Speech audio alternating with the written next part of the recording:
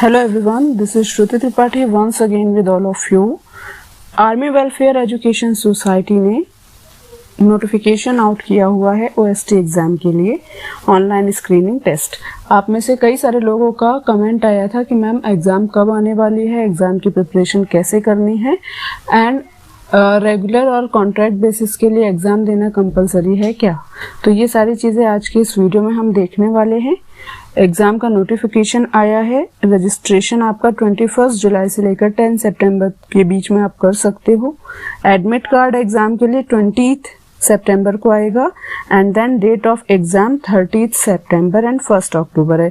ये 2 दिन में ही आपकी एग्ज़ाम होगी। अब ये रहता है कि फिर रिज़ल्ट कब आएगा, तो विद इन 15 डेज इस एग्ज़ाम का रिज़ल्ट भी आ जाता है एंड उसके बाद वैकेंसी आने शुरू हो जाएंगे।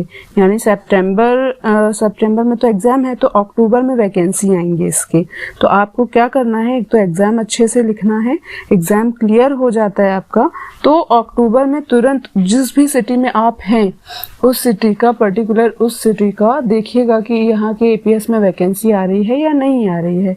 अब मैं आपको ये बताती हूँ कि ये फॉर्म कैसे फिल करना है, कौन से वेबसाइट पे जाना है एंड हम गूगल पे कैसे सर्च करेंगे। कई लोगों का ये भी होता है कि हमें पता नहीं चलता कि नोटिफिकेशन कब आया और कब चला गया। तो देखिए गूगल पे चलते हैं एंड यहाँ पे हमें टाइप करना है awsindia.com। तो ये वाला पेज आ जाएगा, इस पे आप क्लिक करेंगे तो यहाँ लेफ्ट साइड में देखिए OST दिख रहा है आपको, ऑनलाइन स्क्रीनिंग टेस्ट। अब यहाँ पे रिक्रूटमेंट के लिए आ गया है, आपको रजिस्ट्रेशन करना है यहाँ पे जाके। अगर आप नए हैं तो कैसे रजिस्टर करेंगे और अगर आपका ऑलरेडी ID पासवर्ड है तो आपको कैसे करना है, ये देखिए यहाँ पर दिया गया है। New candidate and register yourself and click here to see instruction for registration. तो इंस्ट्रक्शन को रीड कर लीजिए अच्छे से और उसके बाद ही फॉर्म फिल कीजिए। आप PRT, PGT एंड TGT किसी के लिए भी फॉर्म फिल कर सकते हैं। तो पहले इंस्ट्रक्शंस को अच्छे से रीड कर लीजिएगा। यहाँ पे कुछ जो बेसिक चीज़ें वो मैं आपको बता दूं। क्लियरली लिखा रहता है कि एग्ज़ाम क्लियर करने से ये फिक्स नहीं होता कि आपका जॉब आपको मिल ही जाएगी।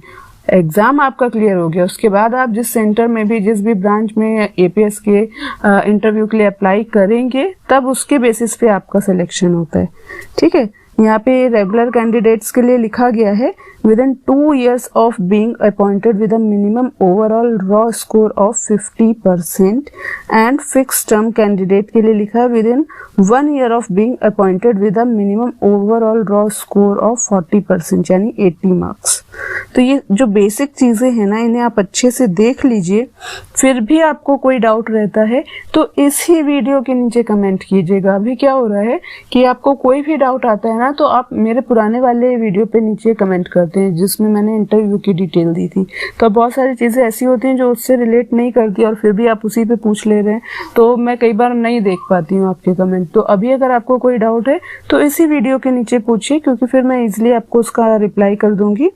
देन देखिए यहाँ पे सारी स्टेप लिखे हैं। सिलेक्शन प्रोसीजर क्या है, पहले OST एग्ज़ाम होता है, फिर आपका इंटरव्यू हो जाएगा। ठीक है, एंड इंटरव्यू के भी अंदर ये देखिए यहाँ पे क्लियरली लिखा है कि कंप्यूटर प्रोफिशिएंसी चाहिए रहती है। यहाँ पर क्वालिफिकेशन आप देखोगे तो PGT वालों को 50% मार्क्स चाहिए। ठीक है ना, B.Ed में भी 50% मार्क्स चाहिए। TGT के लिए ग्रेजुएशन एंड B.Ed दोनों चाहिए है। PRT वालों के लिए क्लियरली लिखा हुआ है कि 2 year DLED, BLED candidate with B.Ed can also apply. ठीक है, या फिर आपका यहाँ पर एक और चीज इन्होंने ऐड किया है, 6 month PD/PET bridge course from an NCTE recognised institute. तो अब ये इतनी क्राइटेरिया है कि इनमें से कोई भी आपकी चीज रहेगी तो आप PRT के लिए ट्राई कर सकते हैं। ठीक है, ये एकदम बेसिक चीजें मैं बता रही हूँ, पूरा नोटिफिकेशन मैं नहीं पढ़ने वाली हूँ, वो आप अपने अकॉर्डिंग पढ़िएगा। देन इसमें बोल रहे हैं कि CTET and TET is not mandatory for appearing in the online screening test. यानी टेस्ट में अपेयर करने के लिए आपका अगर CTET क्लियर नहीं है तो भी चलेगा, लेकिन जब आप इंटरव्यू के लिए जाते हैं ना और अगर आपको रेगुलर या कॉन्ट्रैक्ट के लिए जॉब चाहिए तब आपका CTET क्लियर होना चाहिए। अगर आपका तब CTET क्लियर नहीं है तो वो आपको एडॉक बेसिस पे अपॉइंट कर सकते हैं। जिनका OST एग्ज़ाम यानी ये वाला AWS एग्ज़ाम भी क्लियर नहीं है और सिर्फ CTET क्लियर है या CTET भी क्लियर नहीं है, तो एडॉक बेसिस पे जॉब मिलती है, जो कि 1 ईयर का कॉन्ट्रैक्ट होता है। कॉन्ट्रैक्चुअल बेसिस में 3 ईयर का कॉन्ट्रैक्ट होता है।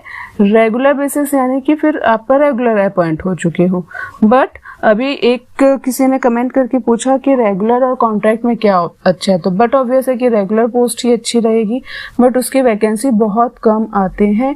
मोस्टली यहाँ पर अगर आपका एग्जाम भी क्लियर है ना, तो कॉन्ट्रैक्ट बेसिस पे आपको सेलेक्ट कर लेते हैं, फिर 3 साल 4 साल 5 साल बाद वो आपको रेगुलर करते हैं। ऐसा नहीं है कि इतने साल बाद ही रेगुलर करेंगे, बीच में भी अगर रेगुलर की पोस्ट आई है, आपने अप्लाई किया एंड आपका परफॉर्मेंस या आप वहाँ पे अच्छे से वहाँ के एनवायरनमेंट में मिल चुके हैं, तो फिर वो आपको रेगुलर के लिए भी अपॉइंट कर सकते हैं। ये मैं कुछ टीचर का एक्सपीरियंस बता रही हूँ कि किसी को 5 साल बाद रेगुलर किया गया था, किसी को 7 इयर्स के बाद किया गया था, तो अपना अपना एक्सपीरियंस है। पर ऐसा नहीं है कि किसी भी फ्रेश कैंडिडेट को रेगुलर नहीं लेते, वो उनके एक्सपीरियंस पे डिपेंड करता है। हो सकता है आपने APS में नहीं पढ़ाया हो, पर किसी दूसरे स्कूल में या इंस्टीट्यूट में आपका अच्छा एक्सपीरियंस हो, तो आपको रेगुलर बेसिस पे ले लेंगे। एक कमेंट आया था कि मैम क्या मेरा एक्सपीरियंस प्राइवेट स्कूल का है तो मुझे लेंगे? ऑब्वियसली लेंगे। एक सबसे बड़ा डाउट है कि क्या APS exam APS school army public school government है या प्राइवेट है? तो ये प्राइवेट है, बट अगर आप इसके जो रेड बुक है ना, जिसमें सारे इंस्ट्रक्शन दिए गए, उसमें जाके आप देखोगे तो वहां पे लिखा है सेमी प्राइवेट, यानी कि कुछ कुछ चीजें हैं जो ये वाले स्कूल फॉलो करते हैं। वो क्या चीज़ है वो मैं किसी और वीडियो में बताऊंगी, सब कुछ मिक्स हो जाएगा। तो ये स्कूल भी प्राइवेट ही है, अनएडेड है, तो इसमें डाउट नहीं रखिए कि मेरा प्राइवेट स्कूल का एक्सपीरियंस है तो यहाँ चलेगा या नहीं। बिल्कुल चलेगा, अगर आपने इंस्टीट्यूट में पढ़ाया है तो वो भी चल जाएगा। ये हो गई सारी बेसिक चीजें। अभी मैंने आपको बता दिया कि आपको कहाँ पे जाना है, कैसे रजिस्टर करना है। बाकी के डिटेल आप खुद से रीड कीजिए। अगर कोई डाउट आता है तो पूछिए। पूरा का पूरा नोटिफिकेशन मैं यहाँ पे आपको नहीं पढ़ के दे सकती कि क्या क्या इंस्ट्रक्शन है, वो आप खुद से कीजिएगा। इसके अलावा कई लोगों के कमेंट आते हैं कि हमें वैकेंसी का कैसे पता चलेगा। तो ये देखिए राइट साइड में व्हाट्स न्यू, यहाँ पर भी वैकेंसीज दिखाई देते हैं। ये देखिए क्लियरली आप देख पा रहे हो कि यहाँ पर वैकेंसी आया है। किसके लिए? Vacancy of director in AWS at Shankar Vihar Delhi cantt. फिर नीचे और भी एडवर्टीजमेंट दिए गए, principal APS and principal APS Pathankot, then vacancy for appointment of registrar and head of administration for army institute of hotel management and catering technology. तो इस type से यहाँ पे आते रहते हैं, आप इधर भी देख सकते हो। अदरवाइज और भी ऑप्शन है। यहाँ पे आप इंस्टीट्यूशन में आएंगे तो आपको कुछ इस टाइप का मैप दिखाई देगा। तो अब इस मैप में आप अपने स्टेट वाइज जा सकते हो। जैसे मैं महाराष्ट्र में हूँ तो मैंने महाराष्ट्र पे क्लिक कर दिया। अब यहाँ पे महाराष्ट्र में जितने भी स्कूल हैं APS के, उन सभी की डिटेल आ जाएगी। देखिए APS पुणे, APS अहमदनगर, देवलाली, कमटी, खिड़की, मुंबई, देहू रोड, दिघी एंड खड़कवासला। तो ये पुणे और मुंबई वाले स्कूल हैं। ऐसे ही आपका जो पर्टिकुलर स्टेट है उस पर आप क्लिक करोगे तो वहाँ के स्कूल आ जाएंगे। तो उस पर आप क्लिक करके जा सकते हो, देख सकते हो। यहाँ पे आपको मेल ID भी दिख जाएगी स्कूल की, या बाकी अगर आपको डिटेल चाहिए वो भी मिल जाएगा। इसके अलावा एक और तरीका क्या वैकेंसी चेक करने का, आप डायरेक्ट गूगल पे आपको जो भी नियर बाई स्कूल है ना उसका नाम डालो। लाइक मैंने यहाँ पे लिख दिया APS कानपुर। अब भी अगर मुझे वहाँ की वैकेंसी चाहिए, देखनी है या नहीं, तो मैंने क्लिक किया। अब यहाँ आप देखो नीचे ही दिखाई दे रहा है करंट ओपनिंग, है ना। तो इस करंट ओपनिंग में अगर हम क्लिक करते हैं इस टाइप से, तो जो भी वैकेंसी होगी वो हमें दिख जाएगी, और अगर नहीं होगी तो वहाँ पे कुछ भी नहीं आएगा। तो इस टाइप से आपको रेगुलर बेसिस पे चेक करना पड़ेगा वैकेंसी के रिगार्डिंग। क्लियर हो गई ये सारी चीजें। अब अगर आपको कोई डाउट है तो आप कमेंट कर सकते हो। दूसरी चीज, वीडियो आप पूरा देखा करिए। होता क्या है कि आप वीडियो पूरा नहीं देखते हैं एंड डायरेक्टली आकर के पूछते हैं कि मैम सैलरी क्या मिलेगी या कोई भी आपका डाउट है वो पूछेंगे। तो कई सारे डाउट्स तो आपके मैंने ऑलरेडी वीडियो में क्लियर किए हुए हैं, बट फिर भी सेम ही कमेंट में देखने को मिलता है, तो फिर रिप्लाई करने को ऐसे मन नहीं करता है। तो आप वीडियो पूरा देखो, उसके बाद अगर ऐसा कोई डाउट है जो मैंने बताया नहीं है तो वो बट ऑब्वियसली मैं आपको हेल्प करूंगी उसके रिगार्डिंग।